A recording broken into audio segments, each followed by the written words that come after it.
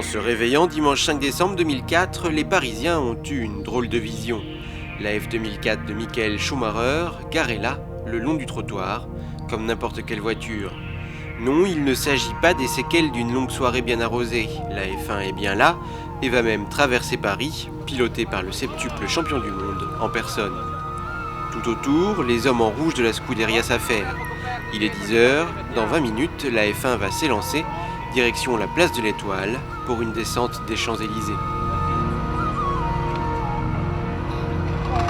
Après les ultimes vérifications, la F1 est conduite au point de départ à quelques mètres de là. Malgré le froid et l'heure matinale pour un dimanche, les fans sont bien présents. On ne rate pas une occasion pareille.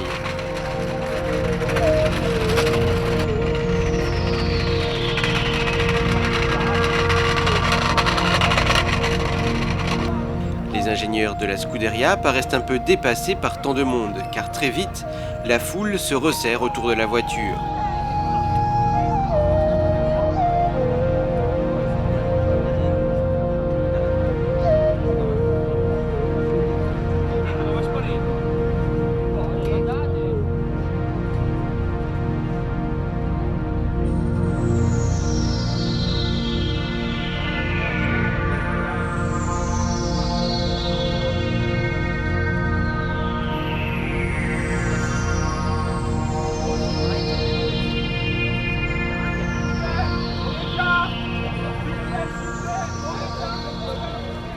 Quelques minutes seulement avant le départ, Michael Schumacher arrive, accompagné de Jean Todt, le directeur sportif de Ferrari.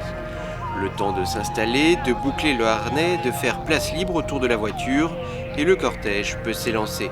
Messieurs, dames, allez, on va pas pouvoir démarrer tant que vous êtes là, s'il vous plaît. S'il vous plaît. On va pas pouvoir partir tant que vous êtes là, messieurs, dames, s'il vous plaît.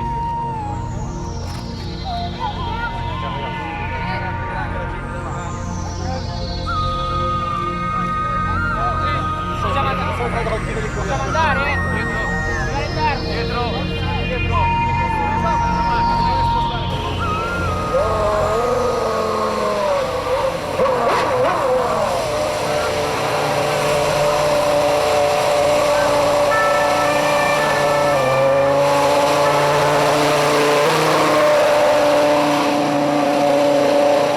Débute alors une folle épopée. La F1 et son cortège remontent l'avenue Foch pour traverser la place de l'Étoile et emprunter les Champs-Élysées.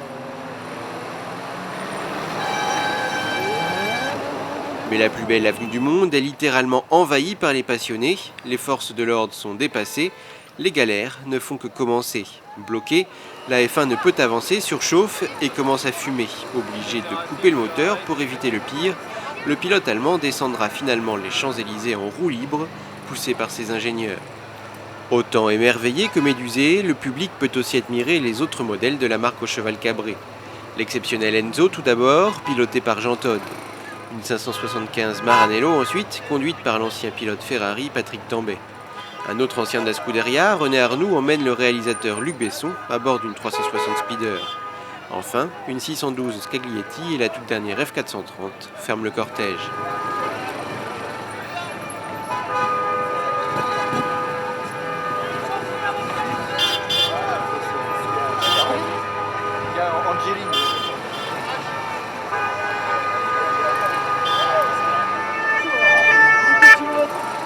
Les plus chanceux des lève-tôt apercevront le temps de brefs instants la F1 et son champion. Les autres se contenteront de courir pour essayer de les voir. Mouvement de foule et pagaille garantie. Belle frayeur aussi pour le pilote.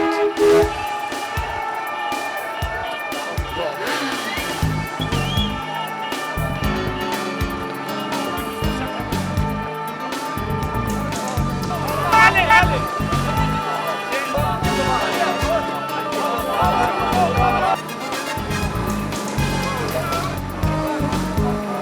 24 minutes après son entrée sur les Champs-Élysées, Michael Schumacher termine enfin son calvaire. Laissant sa F1 place de la Concorde, il retrouve René Arnoux et Luc Besson, qui en bon cinéaste ne perd pas une image de cette aventure.